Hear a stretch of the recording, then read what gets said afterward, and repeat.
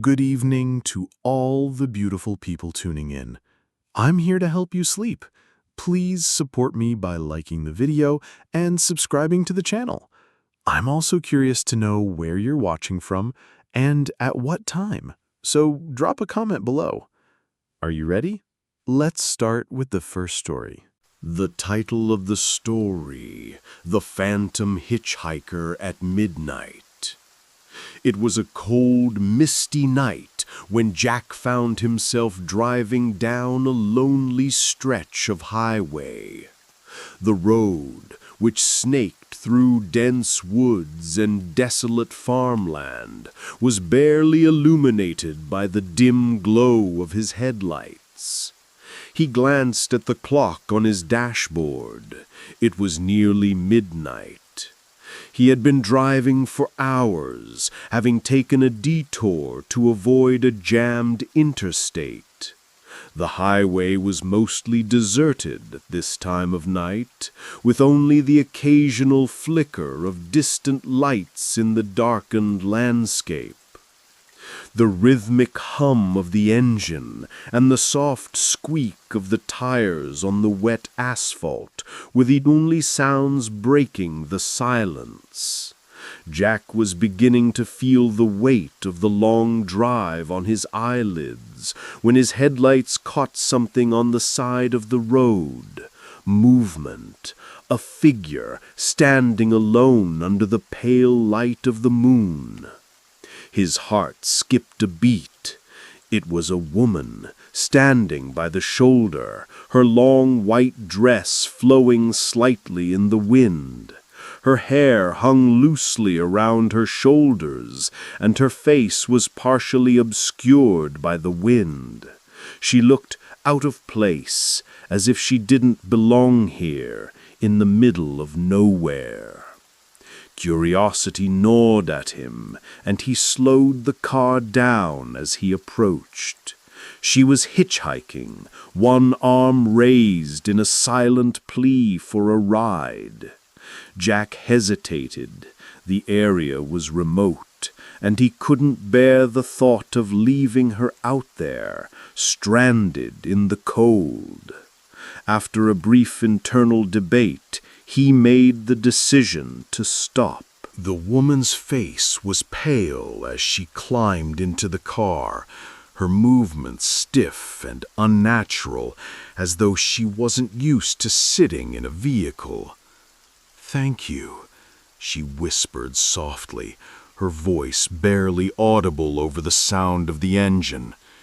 She didn't look at him, but instead stared out of the window, her eyes wide with an unsettling look of apprehension.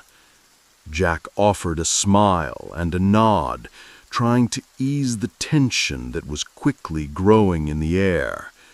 The silence between them stretched uncomfortably. He couldn't shake the feeling that something was off. As they drove deeper into the mist, Jack's mind raced with questions. Why was she out here alone? Where was she going? She didn't respond to his casual attempts at conversation, her gaze never straying from the window. The woman seemed distant, lost in her own thoughts. Jack kept glancing at her from time to time, but she gave no indication that she even noticed. The trees along the side of the road began to thin as they approached a small town, a place Jack hadn't seen in years, a town so small it didn't even appear on most maps. His headlights illuminated the cracked, faded signs that mark the outskirts, a place that seemed to be frozen in time. A chill ran down Jack's spine as the fog thickened around them. "You okay?" Jack asked, his voice breaking the silence once more. The woman only nodded, her eyes wide and filled with something he couldn't quite place. Fear, perhaps.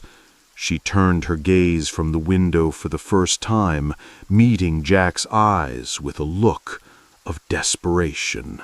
Then, just as suddenly, she turned away, her head tilted down toward her lap.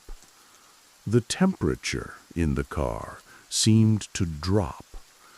Jack noticed a faint chill in the air, though the car's heater was running, and his breath began to mist in front of him. He swallowed hard. Something wasn't right.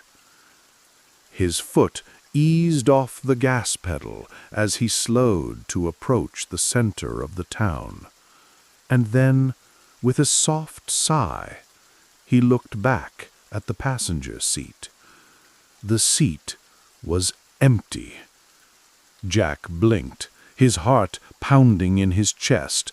The woman had disappeared, vanished into thin air, leaving only the faint scent of cold air behind her. Panic surged through him, and he slammed his foot down on the brake, pulling the car over to the side of the road.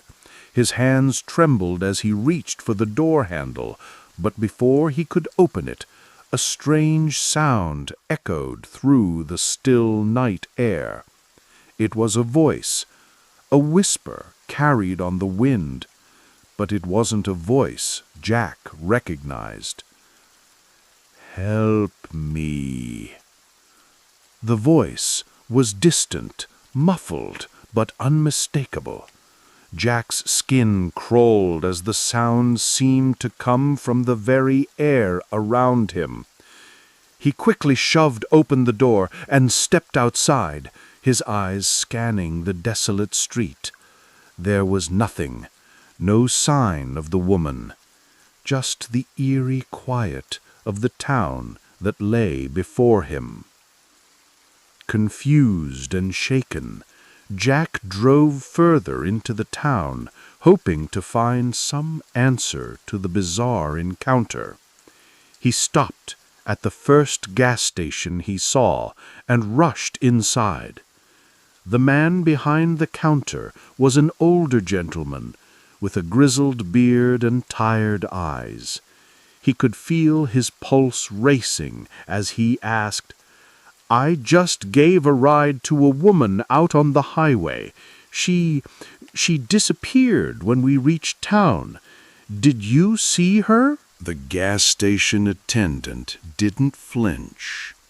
Instead, he looked at Jack, his eyes heavy with a knowing sadness.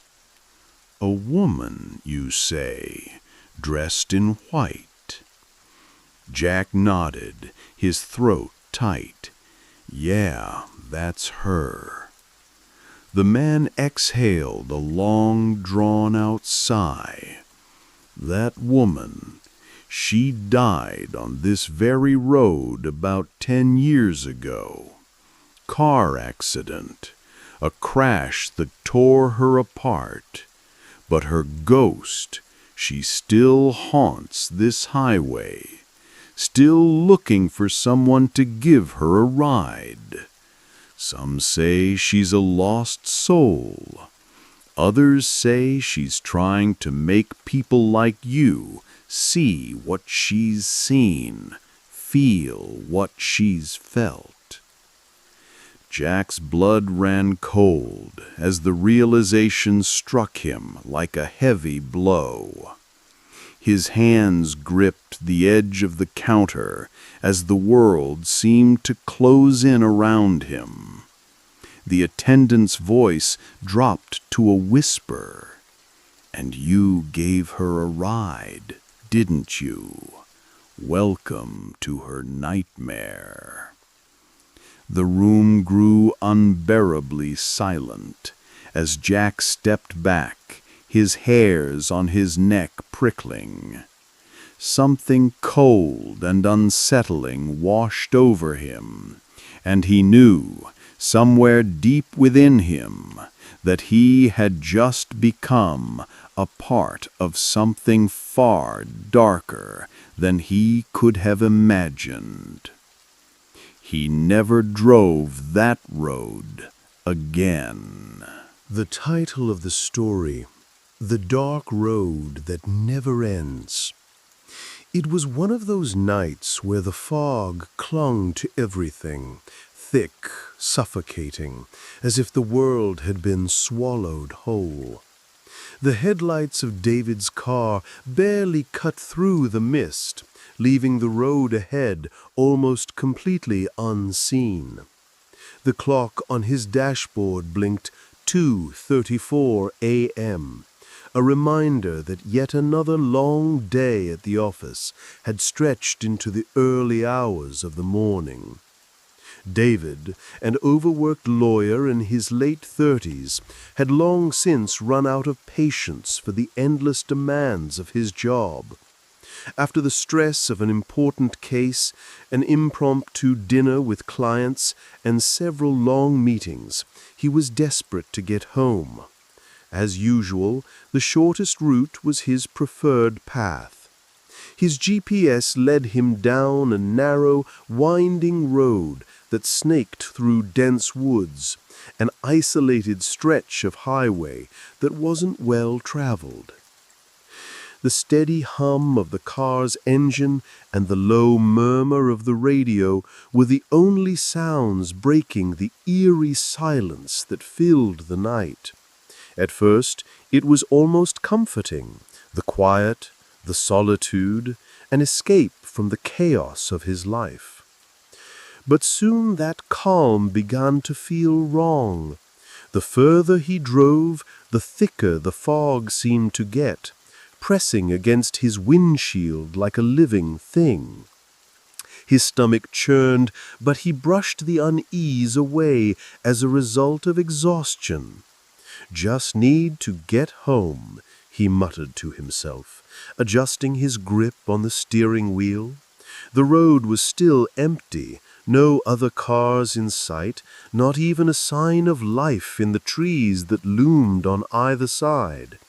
As if he had driven into another world, one where time and space didn't seem to follow any rules. The clock ticked on, and what should have been a short drive began to stretch into something far longer. David glanced at his GPS again, frowning as the screen showed no changes. It wasn't just the fog that had him unsettled now. It was the silence. The air in the car had grown cold, a biting chill that crept through the vents no matter how much he cranked up the heat. A flash of movement on the side of the road caught his attention. Something in the shadows, fleeting, like a silhouette. He tensed, his grip tightening on the wheel. But when he turned his head to look properly, there was nothing there. David shook his head, his exhaustion getting the better of him. "It's nothing," he muttered, forcing himself to focus on the road. Still, a faint sense of dread lingered, gnawing at the edges of his mind. The minutes dragged on, stretching into what felt like hours. The silence in the car grew heavier, thicker, as if the fog outside was pushing in, suffocating him. His pulse quickened, and he couldn't shake the feeling that something was wrong. The road ahead seemed to warp, as though the very asphalt was alive, twisting and turning in on itself. Then suddenly, a sign appeared in the dim light of his headlights. It was old, the paint peeling and faded, almost unreadable, but it was there. David slowed the car to a crawl and squinted at the sign. "Welcome to Green Hollow," it read. He blinked. Green Hollow? He was certain he hadn't passed any town by that name. He checked the GPS again, but it only showed a winding road with no towns or cities in sight. Confused, he glanced back at the sign. Perhaps it had just been a small rural stop, not marked on his map. After all, his GPS wasn't perfect. He'd seen it make mistakes before. Still, the sense of unease deepened. He should have been nearing home by now, but every direction he took seemed to lead him deeper into the fog, further down the same winding road. David pressed the accelerator, urging the car to pick up speed. But no matter how fast he drove, the road stretched endlessly before him, every curve and twist identical to the last. His heart began to pound in his chest. Okay, this isn't right, he muttered to himself, voice strained with panic. He checked the GPS once more, only to find that it was glitching. The map had frozen, showing only a series of jagged lines that made no sense. The fog pressed closer, and the temperature in the car dropped even further. David felt his breath condense into small clouds of vapor. His hands trembled slightly as he gripped the wheel tighter. He tried to ignore the sinking feeling in his gut, but it grew harder. The headlights flickered, as if the car's electrical system was malfunctioning. The radio buzzed, static filling the cabin. Something was wrong. Something was horribly wrong. He pulled over to the side of the road, the gravel crunching under the tires as he stopped. The world around him was still, suffocatingly still. There were no sounds of wildlife, no cars, no voices, only the cold, wet silence of the fog pressing in from every side. David sat there for a long time, trying to steady his breathing. He tried restarting the car, but the engine sputtered, barely catching. The fog outside seemed to close in even further, wrapping around the vehicle like a blanket, making it harder to see anything beyond a few feet. Panic set in as the minutes stretched into an unbearable eternity. No cell service, no way of calling for help. He was alone in the middle of nowhere, with nothing but the oppressive fog and the whispering wind. A sound broke the silence, a soft creaking, like the sound of a door slowly opening, coming from somewhere behind him. David's heart skipped a beat. He twisted around, looking out the back window, but saw nothing. Only the thick, impenetrable fog. Then he noticed something even stranger, a figure.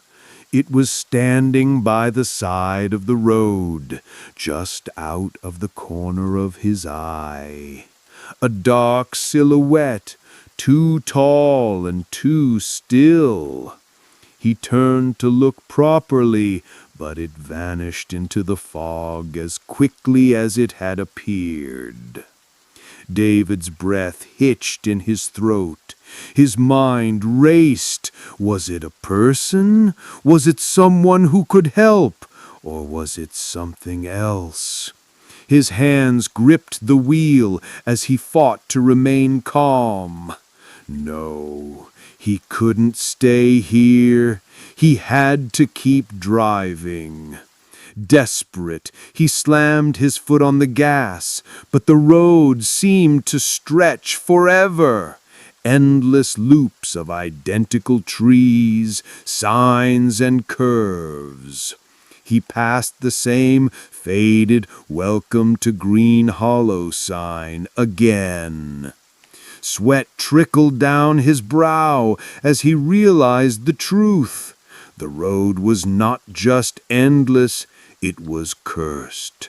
There was no escape, No matter which way he turned, the same loop of road and fog stretched ahead of him. His mind reeled as he slammed his hands against the wheel in frustration. And then it hit him, the horrifying realization that had been creeping up behind him all along. He wasn't supposed to leave. The road didn't end. It never had. The last thing he heard as his car sped endlessly through the fog was a soft, mocking whisper carried on the wind. "Welcome to Green Hollow forever." And that was when the headlights went out. The title of the story: The Ghostly Car in the Rearview Mirror. The hum of the tires on the pavement was the only sound that filled the air as Alex Mitchell drove down the highway. It was nearly 2 a.m., and the world outside his car was blanketed in an inky darkness, broken only by the dim yellow light of his headlights cutting through the night. The empty road stretched out before him, an unyielding black ribbon that seemed to never end. The weight of the silence was oppressive, and Alex felt the familiar ache of loneliness that comes with driving through deserted streets late at night. He had been working late, finishing a project at the office, and now he just wanted to get home, crash into his bed, and forget about the long hours he put in. As his car sliced through the cold air, the night felt endless, as if time itself had come to a standstill. That's when he noticed the headlights in his rear-view mirror.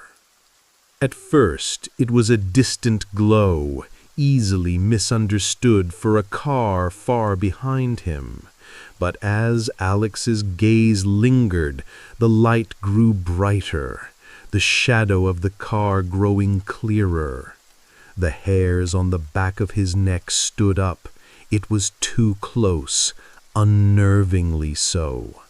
No one else drove this road this time of night, at least that Alex knew. He tried to shrug it off, telling himself it was just a coincidence.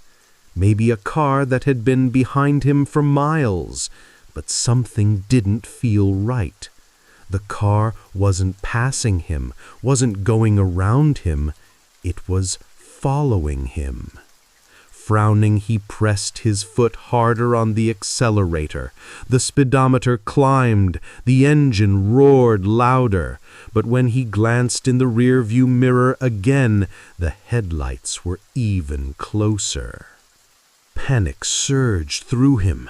His hands gripped the wheel tighter, his fingers starting to sweat. He couldn't see the car in his side mirrors. It was as though it was right on his tail, in the same spot, no matter how fast he drove. Desperation made him press the gas pedal even further. His car surged forward, the engine growling beneath him. But the mysterious vehicle didn't slow. It stayed right behind him, never faltering, never losing ground. His breathing was shallow, his mind racing. What was happening? Who was behind him? Why wouldn't they pass? He glanced in the mirror again, too afraid to look, yet unable to stop himself, and his heart froze. The car was closer, almost touching his bumper now. The headlights gleamed like eyes, watching him, tracking him. His stomach twisted into knots as he swerved the wheel, taking a sharp turn onto a smaller road, hoping to lose the car. But still, The glow followed him. The hum of the other car's engine was a constant reminder of the nightmare unfolding behind him. His pulse pounded in his ears, the tension unbearable. It was like a game of cat and mouse, except Alex was the mouse and the cat was closing in. He turned onto a narrow, winding street, praying the curves and sharp bends would be enough to shake the tail. He floored the gas pedal, the car's tires screeching as they bit into the road. But when he stole another glance in the rear-view mirror, the car was there, closer than ever. That's when he lost it. He slammed his foot on the brakes, the car screeching to a halt. The tires protested as they locked, leaving streaks of rubber behind on the road. His heart thudded in his chest as he dared a glance in the rear-view mirror. The headlights had vanished. A cold shiver washed over him as he slowly turned his head, eyes darting to the empty highway behind him. No car, no headlights, no sound, just the quiet, empty stretch of asphalt swallowed up by the night. He sat frozen, staring out into the void. His hands were shaking. He didn't understand. Where had it gone? He sat there for what felt like an eternity, listening for any hint of movement. There was nothing, only the sound of his own breathing and the distant hum of the wind. A wave of confusion mixed with terror washed over him. Had he imagined it? Could he have been seeing things? But the terror he felt on that road felt too real. He couldn't shake the feeling that he had just encountered something that shouldn't have been there. In a daze, Alex drove the rest of the way home, trying to convince himself that it was just his mind playing tricks on him. The next morning, curiosity gnawed at him. He had to know if there was something more to what he had experienced, something real behind the terror he had felt. He researched the stretch of road, asking around at local gas stations and coffee shops. That's when he learned the chilling truth. Years ago, a woman had died in a horrific car crash on that very road. Her car had skidded off the wet pavement, spinning out of control before crashing into a tree. The details were grisly, but what chilled Alex the most were the whispered rumors that had followed her death. People had said her spirit still haunted the highway, appearing to unsuspecting drivers in the dead of night, trailing them, just as it had trailed Alex. He could hardly believe it, but now the terror he had felt on that road made sense. The car hadn't been another driver. It had been her, the woman who had died years ago, her soul lost and seeking, following those who dared to drive the lonely road after dark. Alex never drove that stretch of highway again. The mystery had been solved, but the terror of that night, of the ghostly car in his rear-view mirror, would linger with him forever. The title of the story: The Whispering Forest. The late autumn air was crisp, the scent of damp leaves mingling with the faint smell of earth and wood. Emily tightened her grip on the steering wheel, her headlights cutting through the darkness as she navigated the winding, narrow road. The deep, brooding forest of rural New England seemed to envelop her on all sides. The trees were skeletal, their bare branches stretching like twisted hands against the blackened sky. The road ahead was empty, save for the occasional flicker of a distant streetlight. She had driven this stretch before, but tonight everything felt different. The clock on her dashboard blinked 11:46 p.m., and the weight of solitude pressed on her chest. She had been away visiting a friend in the nearby town and was now heading home, but the drive back had turned into an eerie and lonesome stretch through unfamiliar, dense woods. Her car's engine hummed steadily, but the silence of the forest felt unnatural, suffocating. Emily could hear the faint creak of the tires over the uneven asphalt, but there was nothing else.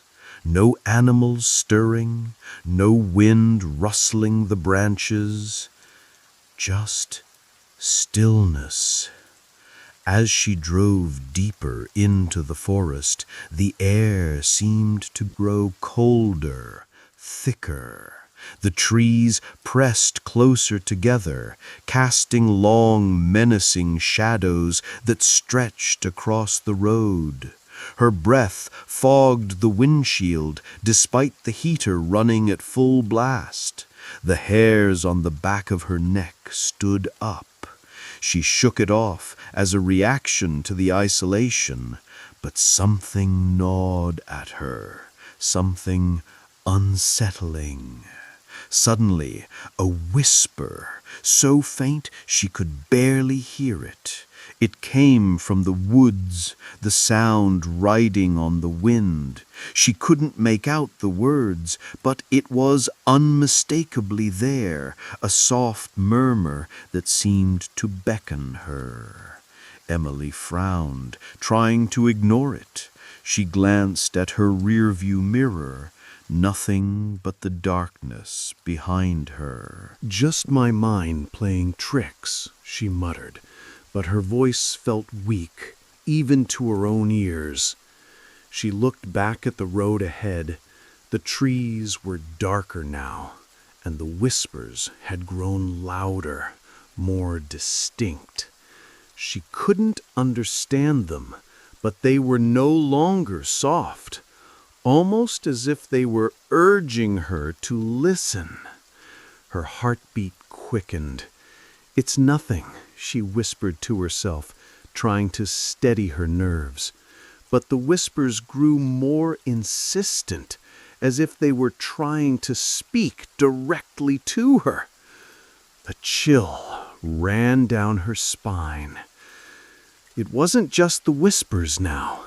In the corner of her vision, she saw them, figures moving between the trees, shadows, barely perceptible, but unmistakable.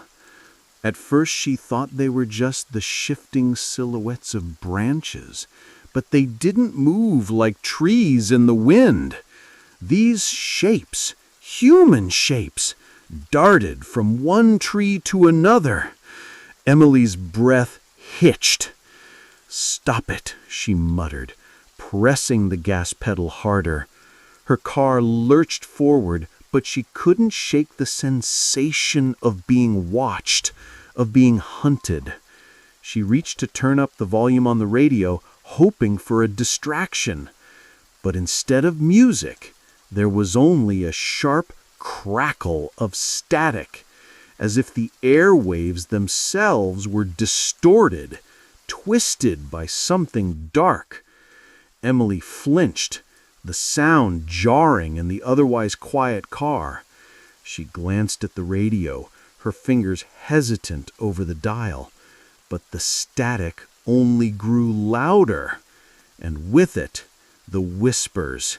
They seemed to blend with the noise from the radio, a chorus of voices, each one more urgent than the last. Her grip on the wheel tightened. She couldn't think straight. The figures were still out there, just outside her peripheral vision. She could almost see them now, their faces pale and distorted, their eyes wide with something. Fear? No, they were watching her, but they were moving away. The whispering had become frantic, almost pleading. She stole another glance in the rear-view mirror, and for a split second she saw something that made her blood run cold. The figures weren't just moving between the trees. They were behind her now, and they were no longer shadows. They were real, their tattered, shadowy forms standing at the edge of the road, their faces ghastly and thin, the hollows of their eyes deep, consuming. Her heart raced and panic set in. She slammed her foot on the accelerator, the car surging forward. The trees blurred by in streaks of darkness, but the figures, those pale, gaunt figures, were still there, creeping closer. Her breath came in shallow gasps, and the whispers were deafening now, so loud that it felt like they were inside her skull. She could see them in the side mirrors now, their outstretched hands moving closer, the hollow faces leering.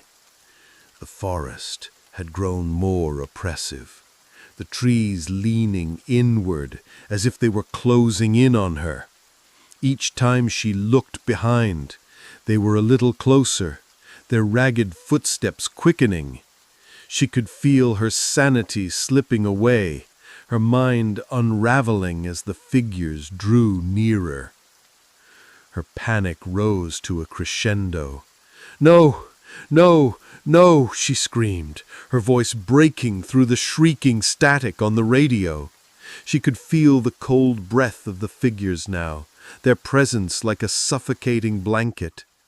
The road ahead seemed endless, the trees stretching farther, deeper, as if they were being led into a trap.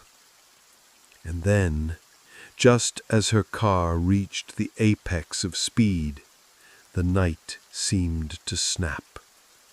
She slammed on the brakes. The tires screeched in protest, and the car jolted to a stop, the sudden motion sending her forward, her head slamming against the steering wheel.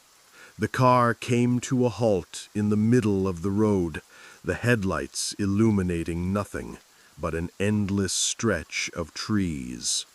Her chest heaved as she sat there trembling, the engine idling, the echoes of the whispers still reverberating in her skull. The figures had stopped moving. She slowly turned her head, expecting to see the pale, distorted faces so close they would press against the glass, but there was nothing. No shadows, no faces, no movement. A long, suffocating silence settled over her. Emily's hands still gripped the wheel, her knuckles white, but she didn't move. Her heart hammered in her chest. The whispers had stopped, the radio crackling in the eerie stillness. And then the realization hit her with a gut-wrenching clarity.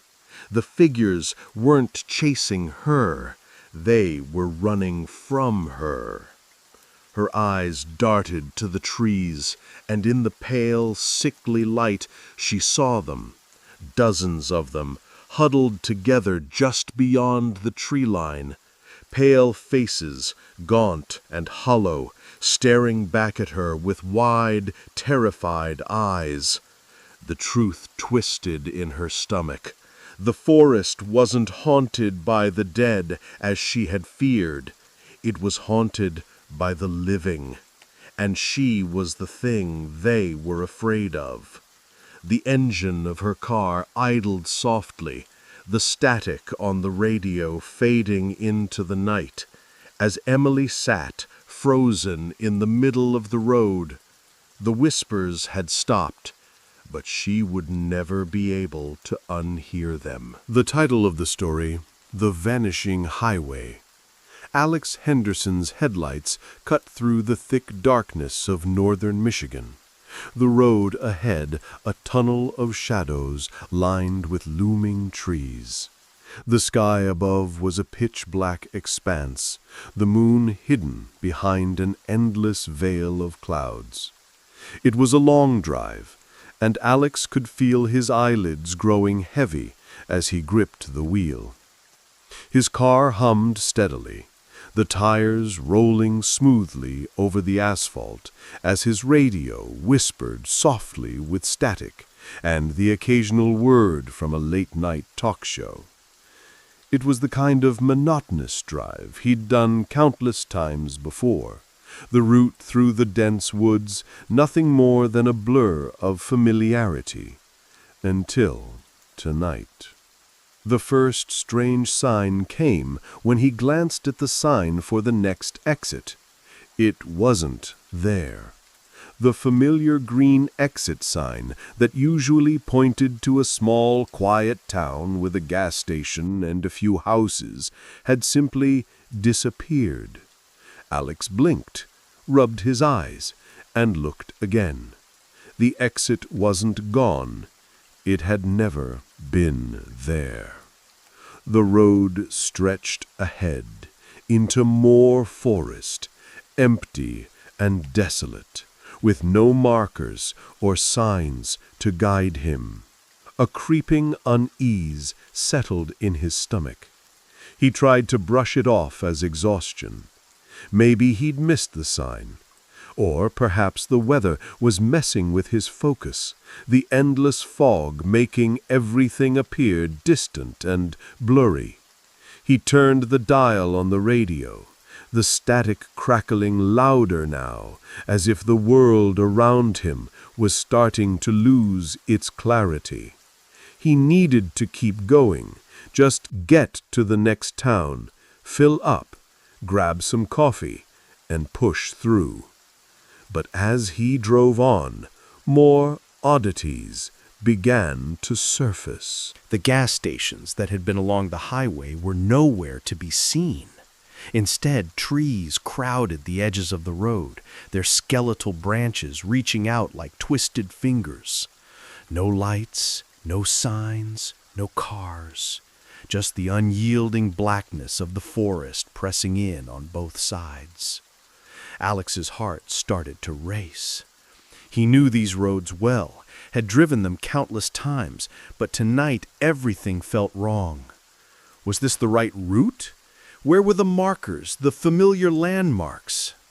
He shook his head and slowed the car, trying to calm the panic that rose in his chest. He was overthinking it. It was late, he was tired, his mind playing tricks on him. It would be fine once he passed the next bend. But as the car sped on, no sign of civilization appeared. There was nothing, just trees and an empty, stretching road. He was beginning to doubt his own memory when, to his growing horror, he saw a bend ahead that seemed to lead him back to the exact same spot he had just passed. What the hell? Alex's grip on the wheel tightened. He glanced into his rearview mirror, half expecting to see something trailing behind him, but the road was as empty as it had been for miles. He took the same turn and pressed forward, determined to put the unsettling thought out of his mind. But when the trees parted and the road straightened, the same stretch of asphalt loomed in front of him. He had driven past it before. This was impossible. His hands began to sweat. He made another turn, hoping to break the cycle, but once again he was back at the same spot, the same empty road, the same dark trees. He should have turned back. He should have done something, anything, but instead panic gripped him harder. His breath quickened and his pulse pounded in his ears. What was happening? Was he lost? Or was something else at play? A strange whisper echoed through the car, so faint he thought he imagined it at first. He rolled down the window, hoping for fresh air, but the wind was still. The whisper came again, louder this time, an unsettling, breathy murmur just beyond the reach of his hearing. He slammed the window shut, heart hammering. A rustling noise came from the woods beside him, like footsteps crunching over dry leaves. He jerked his head toward the sound, but the dark trees revealed nothing but emptiness. And yet, the footsteps continued, slow and deliberate, as though someone or something was keeping pace with him, just out of sight. Suddenly, a creak echoed from the darkness, followed by another, like the groaning of a door opening in the distance. Alex's blood ran cold. The sounds were too real, too vivid to be ignored. And then, faint laughter, high-pitched and eerie like the laugh of a child drifting from somewhere deep within the woods. It was so out of place, so unnerving, that Alex had to force himself to breathe evenly. He couldn't just keep driving. He had to stop. He needed to figure this out, needed to break the cycle. With a surge of panic, Alex pulled over to the side of the road, the tires skidding slightly on the loose gravel. He killed the engine, the sudden silence pressing in on him like a weight. The world outside was as still as death. No wind, no sound, just the endless stretch of trees and the quiet, oppressive darkness. Alex took a deep breath and stepped out of the car. His boots crunched on the gravel as he surveyed the road, his eyes darting to every corner. The faint whispers seemed to float on the air again, this time unmistakably close. Something was there. He wasn't alone. But when he turned toward the sound, nothing but shadows stared back at him. And then it came, a voice as clear as day, but too deep to be human. It was a low, rasping whisper, and it seemed to come from everywhere at once. Anyone lost on this road at midnight will never be seen again. Alex froze, his heart stopping for a beat. The words sunk into his mind like a cold, heavy stone. He wanted to run, to escape, but every instinct told him he couldn't. This road, this place had him now. There was no turning back. His feet felt rooted to the ground as the world around him began to shift, the trees bending and warping as if they had a life of their own. His vision blurred, the edges of reality bending like the melting of a mirage. He could hear the whispers growing louder, the laughter intensifying, but it wasn't just in his ears anymore. It was in his head, in his very bones. Desperation clawed at him. He sprinted down the road, hoping to break free, but the same stretch of trees and asphalt kept repeating. He was running in circles. He was trapped. The ground beneath his feet began to shift, the road folding in on itself, closing in on him. A sudden, sickening realization washed over him. It wasn't the road that was lost, it was him. He wasn't just lost on this highway, he was chosen. The road had selected him. It had absorbed him into its endless loop, a place where time and space no longer mattered. And then everything stopped. The whispers faded, the laughter disappeared. Alex was alone, standing at the edge of a dark, silent stretch of road. The trees stood still, but there was something different now. They weren't just trees anymore. They were watching him. The air was thick with anticipation. In a final, heart-stopping moment, he understood. He wasn't lost. He wasn't a victim of some twisted trick of fate. The highway had chosen him, not to disappear, but to guard the road, to become its keeper. His fate was sealed, and soon another would come. Another lost soul, wandering this highway at midnight, drawn in by the whispers and shadows. And Alex would be there, waiting, to guide them into the darkness. Forever. The title of the story: The Midnight Driver. The clock on the dashboard read 11:42 p.m. Thomas glanced at it for the third time in the past few minutes, the numbers blurring with his exhaustion. The air outside had a chill to it, but his car's heater was only doing so much to fight off the creeping cold. After a long, grueling day at work, he couldn't wait to get home. The highway stretched out before him, a thin, dark ribbon of asphalt cutting through miles of nothingness. It was a road he knew well, the kind of road that led through empty stretches of countryside where the only company you kept were the trees lining the sides of the road and the occasional farm. There were no streetlights, no signs of life, just the hum of his engine and the soft rustle of wind against the trees. A perfect evening for reflection if he wasn't so damn tired.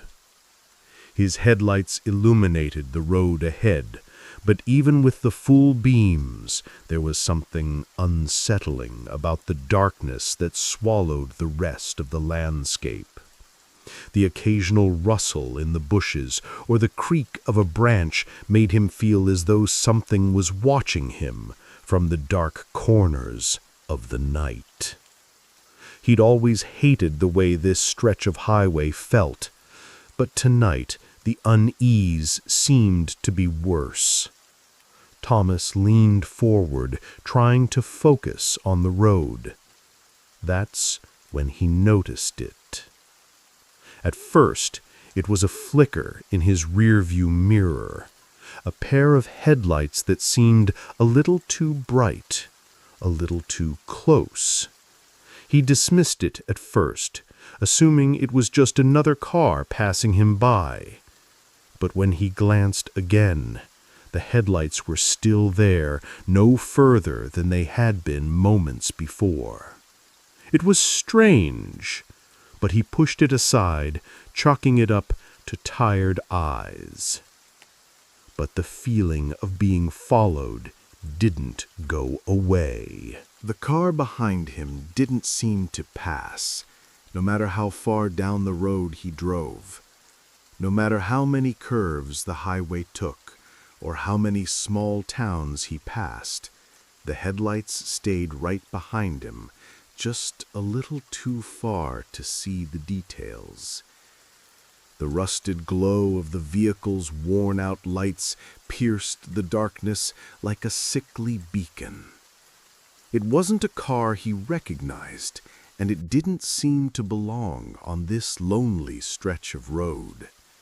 Thomas's grip tightened on the wheel, his heart pounding louder in his chest. He tried to shake the strange feeling. After all, it was probably just a coincidence, right? But with every turn, every twist in the road, the mystery car stayed right behind him. The more he focused on it, the more unnerving it became. It was as though the car was locked onto him, following his every move with eerie precision. "Okay, calm down, Thomas," he muttered to himself, forcing a deep breath. His eyes flicked to the rearview mirror again. The headlights were still there. It wasn't the car itself that unnerved him. It was the way it seemed to stay behind him, no matter what. He turned onto a side road, hoping to lose it, but the car was still there. Then he turned again, veering sharply onto an unfamiliar dirt path. The rusted vehicle didn't break its pursuit. His pulse quickened. Sweat started to bead on his forehead despite the cool air. There was something wrong about this. Something about the way the car seemed so relentless.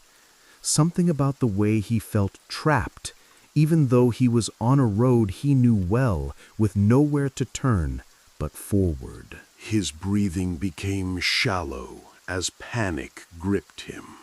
The engine hummed, the tires gripping the road, but that other sound, the sound of a car's tires against asphalt, was too close, almost too close, too steady. The headlights in his rearview mirror remained a constant glow in the distance, unyielding, almost predatory. Then it happened. He glanced back for a second too long. The light from the car wasn't just in his mirror, it was right there. The headlights were brighter now, closer than they'd ever been. His stomach lurched, and he slammed his foot on the brake, jerking the steering wheel to the side in a desperate swerve. The car behind him swerved with him, not a second's hesitation. A scream of frustration escaped his lips as the car tailing him mimicked every move he made, following him in a way that felt too intentional. He wasn't driving, he was being chased. His knuckles were white against the wheel. He took another turn, praying the car behind him would either crash or vanish. But it stayed there, that same looming presence just behind him, too close, always too close. Thomas's heart pounded in his chest. The fear began to take root deep in his gut. He could feel his pulse like a drumbeat. He had to get away, had to shake it somehow. His mind raced with options, but they all seemed futile. The car was always there, no matter how many times he tried to break its hold. And then the car behind him did something that sent a cold shiver down his spine. It accelerated, slamming into the back of his car with a sickening jolt. The impact wasn't hard enough to spin him out of control, but it was enough to rattle him. It felt like a warning. Thomas's hands shook. He couldn't think clearly. The only thought in his mind was to get away, to outrun whatever this was. But the shadowy figure behind him, he could feel it, even if he couldn't see it, was still there, relentless. Panic surged in his chest, and with no other choice, he pulled over to the side of the road. The gravel crunched under the tires as he slammed the car into park, his breath ragged. The headlights of the vehicle behind him flashed for a moment, then suddenly the car came to a complete stop. Thomas's heart skipped a beat. He turned in his seat, eyes flicking nervously to the rearview mirror. The headlights were too bright to see past them, but there was no movement, no sound. The car had stopped. What was going on? He had to know. His instinct screamed at him to stay in the car, but his curiosity and fear got the better of him. Slowly, his hands shaking, he reached for the door handle, opened it, and stepped out onto the cold ground. The wind howled as he walked toward the rusted vehicle. Every step felt heavy, as if the air itself was thickening, suffocating him. The car was parked behind him, silent now, the headlights casting a pale light against the trees. He approached the driver's side. There was no one inside. His breath caught in his throat. The seat was empty, no figure, no driver, just the remains of a long-forgotten vehicle, worn with age, its metal rusted, its tires deflated. The seatbelt hung loosely from its place, the air around him still and unsettlingly quiet. There was no trace of the shadowy figure he had glimpsed in his rearview mirror. His eyes darted around the dark road, but there was nothing, no sign of anyone, no sign of movement, just the silence.